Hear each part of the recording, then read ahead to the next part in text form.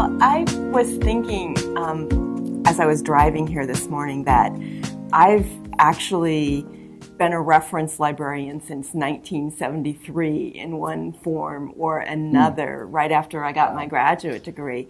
And I always liked finding answers and helping people find answers to what they were looking for.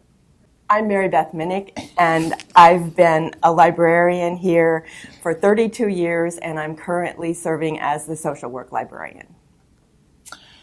And my name is Kevin Pecci. I have been here for almost 20 years, except for about a 7-month stint that I took at the Indiana State Library. And I used to be a grade school teacher here in Indianapolis in the Indianapolis public school system. And after about 6 or 7 years, I guess it was time for the 7-year itch, I decided to do a career change. I went back for an accounting degree, probably starting in the summer of 1993.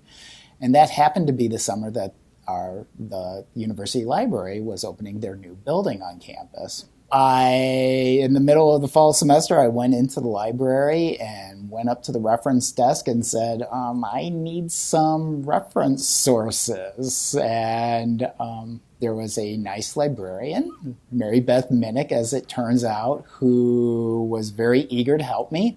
And she took me around to a bank of computers on one of the walls, and she says, have you ever used our online catalog? And I looked at her and I was like, what is an online catalog?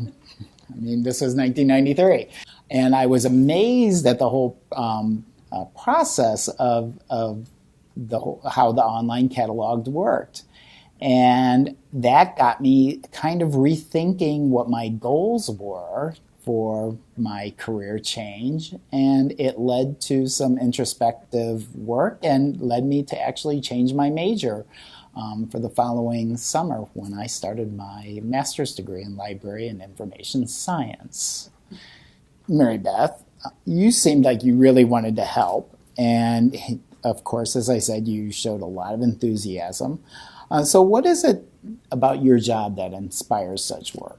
The interesting thing to me about your story is I didn't know that I influenced you in any way until 2007. And we had worked together for years at that time. And the occasion was the 25th anniversary of a state library association called IALOG, and you were currently president. Right. And I had been a former president in 1986. Right. And one of the questions that got asked is, who in your career has influenced you? And all of a sudden, Kevin pops up.